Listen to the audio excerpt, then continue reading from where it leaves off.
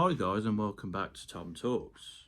And today we got a bit of a quickie. Cass is dead. Famous last words. A very long awaited one this. The debut record from the UK rapper and MC.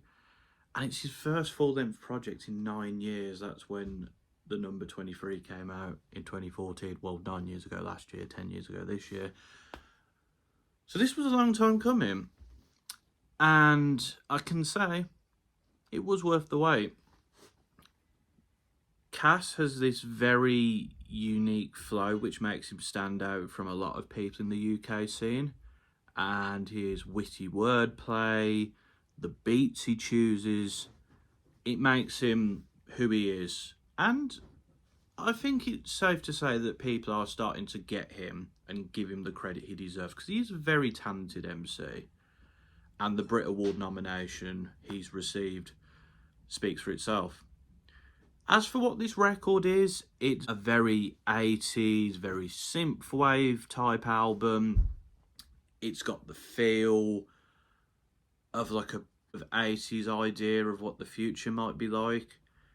And through the vibe and through the story that's been told in this record, in particular in the skits, which fit really nicely here. They really make the album feel like an experience and like a movie of sorts.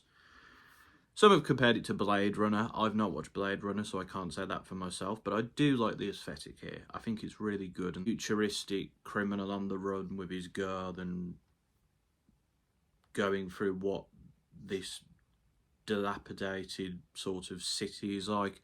I think it's really cool, and it makes for only a fun album, but a good experience too. But the music's very good too. A Spark, which is the first song on the album per se. I like the really synthy, dark production here, and it really introduces you to like the themes and what Cass is talking about, whether that's lust and the women in his life, being a drug dealer, criminal type.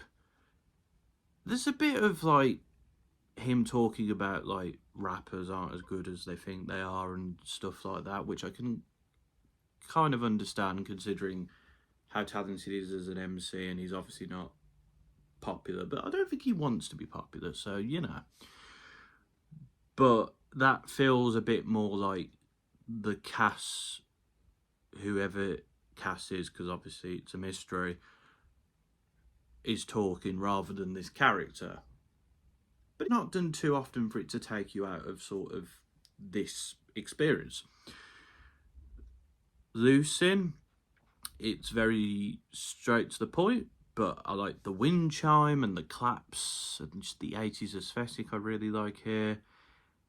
It's just about lust really, but it works. It's fun. There's a lot of tracks here that are like quite short, straight to the point, but they feel justified in that length and not an afterthought, or let's just put this here for the sake of it.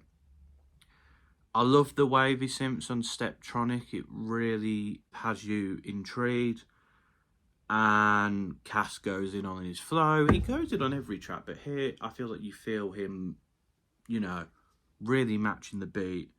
And I just love the description of this like degenerate party where there's all his stuff that's going on with him that he thinks is a bit messed up, and there's stuff going on in the background. The way it ends, it's definitely a favourite on this project. Pineapple Juice featuring Cameo, I thought was a nice change of pace. It's a lot more chilled, wavy production, and the Cameo gives a very nice chilled vibe on the chorus as well. The more summery vibe of it compared to Cass's gritty flow is like a nice contrast. I'm not saying that the sound on this album gets dull, but I think it's always good when you have something a little bit different, just to give you a different side to Cass and a different side to the production too. Acting Up featuring Desire. Desire is on a couple of tracks on this record, but I think she's really good vocally here, and her and Cass are very in sync on the chorus.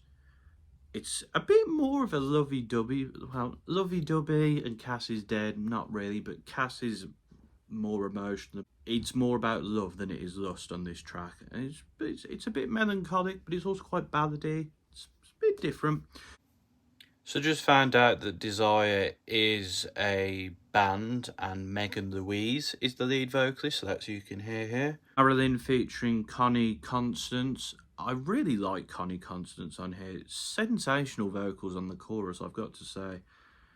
And it really adds to the sort of melancholic production, and it's kind of fitting in similar themes again, but also Cass is talking about not just lust but crime, and yeah, I do enjoy this one.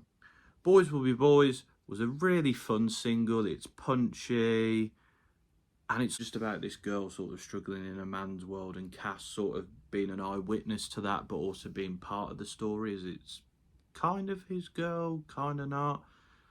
It's a really good track, and it made for a good single, as I said. Pat Earrings, I mean, kind of an underground classic at this point. It's this love ballad with the sort of weary sort of synths.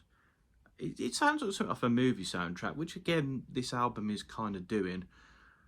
But it's just a great track, and it's the most emotional and poignant you're going to see Cass on this record. Well, until the end, of course, but it's a really good track, and I still love this track to this day. It's one of my favourite singles of his. Before this, Featuring Later, was another single. This one's a bit more fun. It's a bit more of a dance floor club jam. And the rapping is really slick here. Come in and come in and come in and come in. This single works for me. It's just a lot of fun.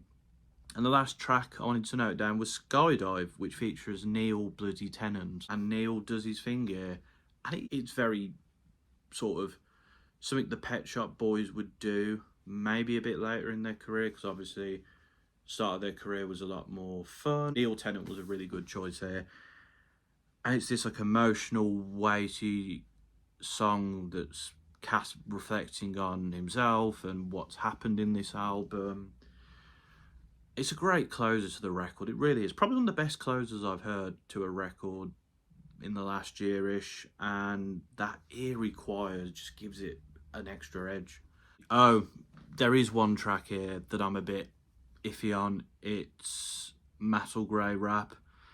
I just don't find the production that interesting. I think it's fine, but it's not really doing too much for me. It could have been cut for me, personally.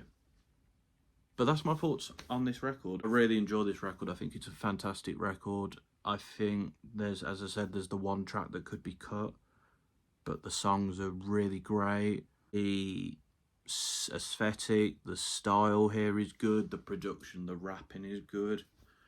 And I think Cass Is Dead has created a absolutely phenomenal record. It's not a perfect record by any means, and there are tracks that, while I enjoy, don't really go in too different a direction. But I think what this album is trying to do, it does it very well. And I think Cass Is Dead, his debut studio album, lived up to the hype. Overall, I'd probably give this record somewhere between an 8.5 and a 9, I think, because it really is that good. And if you somehow haven't checked this out yet, you need to go check it out.